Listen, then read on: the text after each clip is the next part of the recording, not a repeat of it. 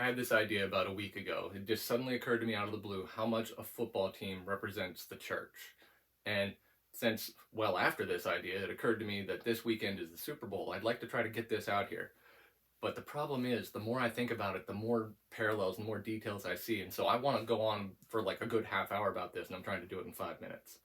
The bottom line is that a football team has one goal, has one objective, and that is always just to win the next game. We tend to think, especially like Super Bowl weekend, that, oh, that's the goal, that championship, but it's not. Because it's always just the next game. Whoever wins the Super Bowl doesn't go, okay, and we're done as a team now. Like, there's next season. There's always looking forward to the next one. And so it's never done. And as soon as one game is over, whether you win it or lose it, you're preparing for the next one. And that goal of winning the next game, winning this game, is like the driving focus. And it has to be.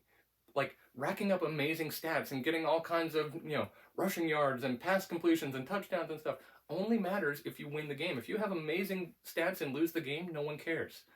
And if you've got some superstar on the team who gets incredible stats but the team loses, it doesn't matter.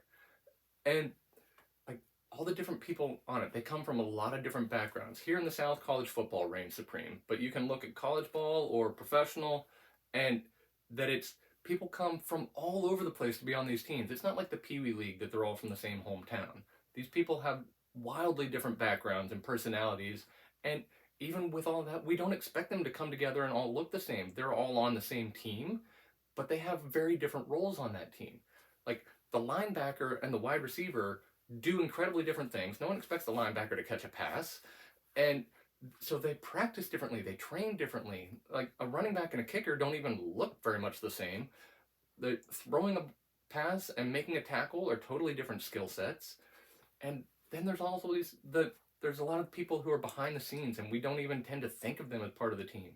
Like the physical trainers who care for injuries and keep people healthy, or the people that are handing out like water bottles and towels on the sidelines.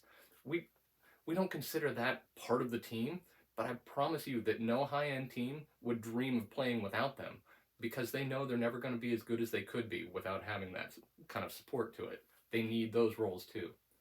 And so then it's this question of like, well, what's the most important? And yeah, like a quarterback gets lots of attention, but he's useless by himself. Does offense or defense win championships? Well, you don't win anything unless you have both. And like, there is no most important. Like, if the guy who was supposed to mow the field didn't do his job, the team can't perform the way they should. Like, we need everything. And you need everything for something that's only one game a week, and not even every week, and so much prep goes into it behind the scenes. There is vastly more work that's not the game than the little bit that is the game. And it's individual preparation in the weight room, and they're learning the plays and they're practicing stuff. There's team preparation of working together and coordinating so that they can do these plays together. There's reviewing film to look at what worked and didn't work in the past to plan for the next one. And like all this prep goes into it to always just get the next game. They understand that mission and they can collectively serve that mission, and that's what makes a good team.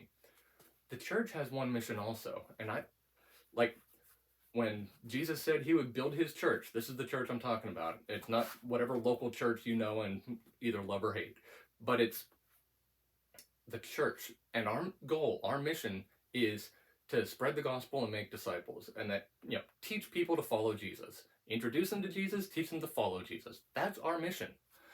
And like, just like stats aren't the point for a football team, like doing something impressive, some big service, whether it's a church service or a concert or a conference event or whatever it is that your organization does, like just doing that without it teaching people to follow Jesus is useless. It was a waste of time and energy. And we make it up out of like so many different backgrounds. The church has people from literally everywhere, and we're not all supposed to look the same. We have different jobs to do. The Bible talks a lot about that. And yeah, there's the one who's visible in spotlight. Maybe it's the preacher on Sunday morning, or the musicians on stage, or whatever, a speaker at a conference. But they also depend on the people in the background who are praying and caring for other people. The person who gives financially and you never even know their name, but the organization couldn't exist without them. The person who shows up in the middle of the week and cleans the building when no one else is there. The person who organizes everything. And they're not the one doing any of the work, but they're the ones coordinating schedules and making sure that everything can happen together so that it does work. And we can't fall for the myth that one is any more important than another.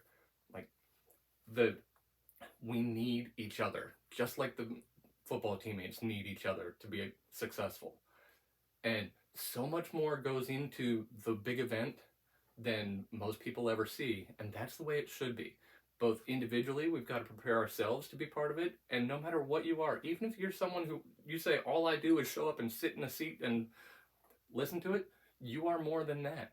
Like, prepare yourself and pray and like learn and be ready so that God has a role for you to do too. And we need all of us together on this mission to accomplish our goal of teaching people to follow Jesus. It makes sense for a football team and it makes sense for the church.